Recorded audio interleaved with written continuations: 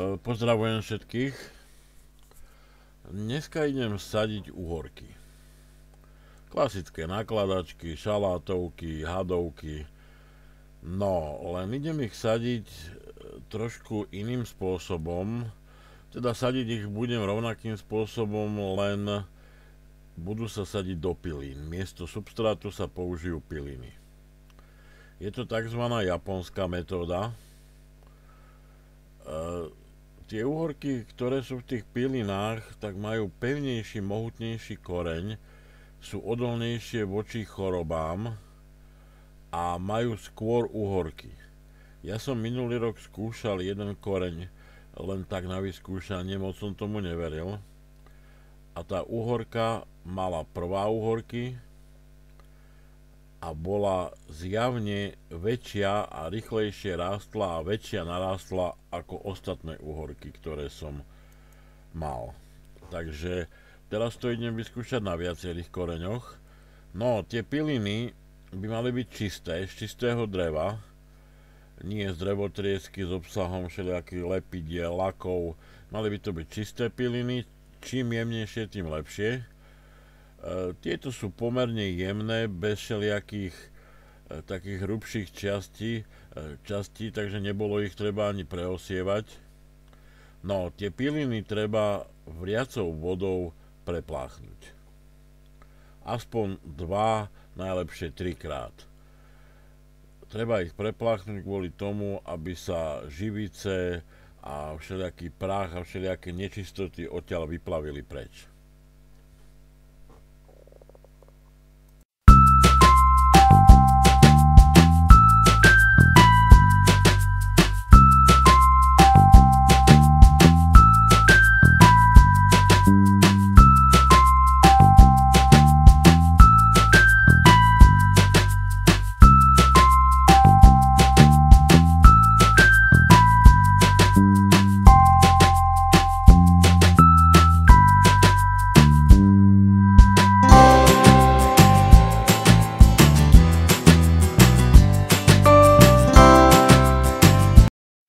No, piliny sú nachystané, odkvapkané. Teraz si zoberiem misku, môže to byť hociaká miska, plastová, akákoľvek sadbovač. Do misky sa dá na spodok asi do štvrtiny sa dajú piliny. Zľahka sa len tak utlačia, len tak prstami. Takto. No a ja tam dám teraz taký rozdeľovník, lebo budem sadiť aj nakladačky, aj šalátovky, aj melón, aj podnož. No, teraz sa tam ešte trošku prisype.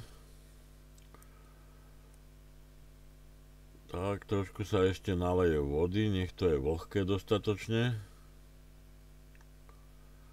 No a teraz sa môžu už dávať semiačka. Tie sa len tak návrh poukladajú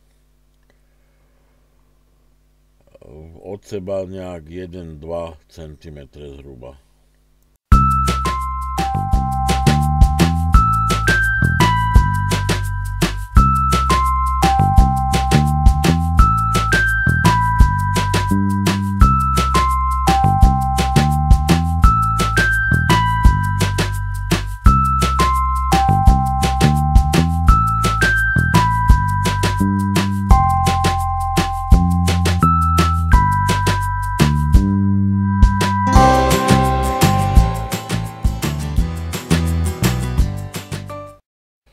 Semená sú poukladané, nezatlačajú sa, len sa navrch poukladajú, teraz sa na ne ešte prihodí trošku tých pilín.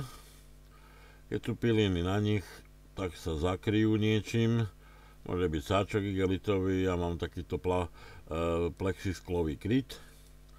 Zakryjú sa a odložia sa niekde, kde je teplo, alebo teplejšie, nie je zima. No a malo by to za chvíľku začať rásť.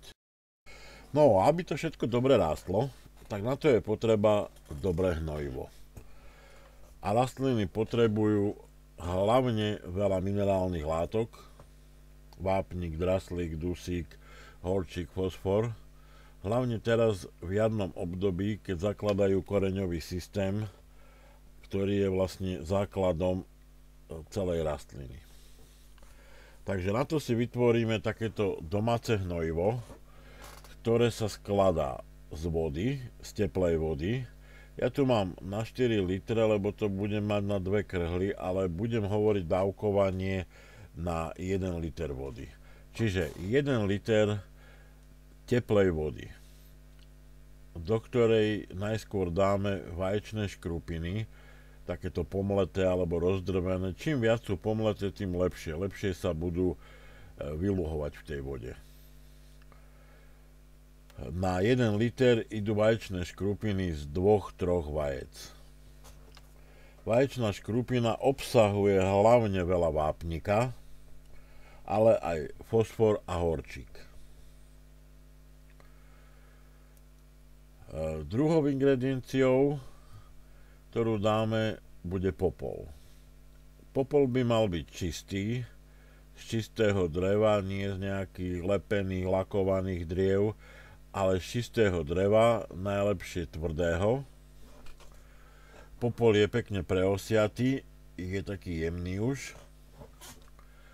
A na 1 liter vody ide 1 polievková lyžica popola. Popol obsahuje hlavne veľa draslíka, ale obsahuje aj horčík a fosfor. Ja tu dám takéto 4 polievkové lyžice plnšie. Tak, ešte jedna. Dobre. No. Poslednou surovinou je sušená žihlava. Na 1 liter vody ide 1 polievková lyžica žihlavy. Žihlava obsahuje hlavne veľa dusíka, ale obsahuje aj železo, vitamín A a vitamín C. Toto hnojivo je dobré teraz na jar, hlavne na rastliny, ktoré už sú teraz zasadené, ako napríklad cibula, cesnak, mrkva, hlavkový šalát, reďkovka. Na toto všetko to hnojivo môžeme použiť. Dokonca ho môžeme použiť aj na sadenice. Na sadenice rajčín, paprík alebo uhoriek. No, keď máme všetky suroviny pokope, dobre to premiešame a necháme to luhovať.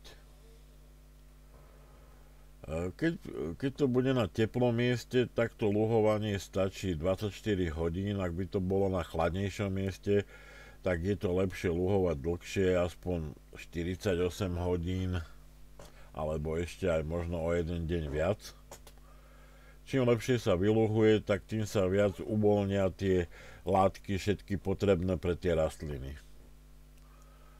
No, keď je to vyluhované, tak sa to precedí, buď cez jemnejšie sitko, alebo cez nejakú látku, gázu, alebo niečo také. No a potom sa k tomu pridáva 3 litre vody. Teda k 1 litru hnojiva sa pridáva 3 litre vody. Čiže vlastne získame 4 litre hnojiva, ktoré môžeme potom aplikovať na rastliny, ktoré máme zasadené. No, takže to by bolo pre dnešok všetko. Ďakujem za pozornosť a prajem pekný deň.